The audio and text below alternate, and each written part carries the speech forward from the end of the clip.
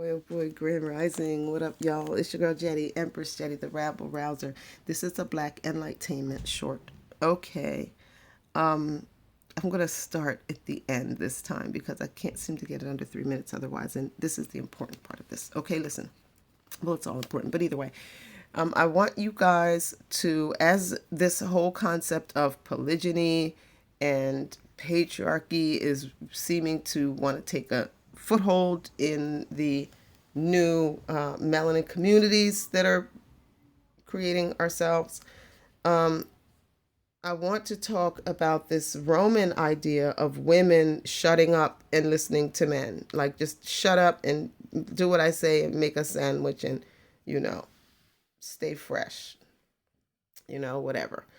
Not that I say a woman shouldn't do those things in their time. However, biblically speaking, you see more stories where wives are advising husbands and husbands are doing what the women said because the father spoke to the women. And this was how he was bringing about his will. And in addition, you see stories where wives deliberately disobeyed their husbands, and it was the moving of the father's hands. Now, the first example that comes to mind is Vashti, and how her, and a lot of people like to trash her like she was some kind of rebel, and then they want to glorify Esther like she was great. Well, they both did the same thing. They both disobeyed the king on principle, right?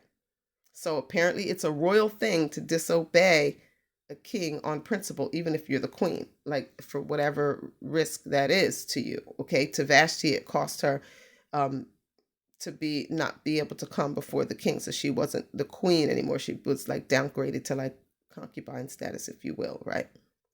Or she would still have been one of the queens, but she just, her status was lowered for this.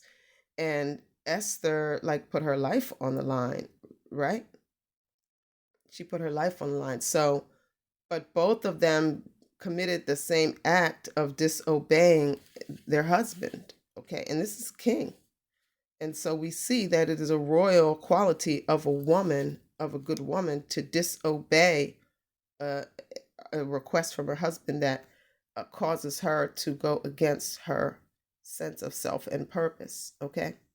And lastly, we have Abigail, who was the wife of Nabal, and she deliberately disobeyed him and saved the life of the whole household because David and them was going to flatten the place. Okay.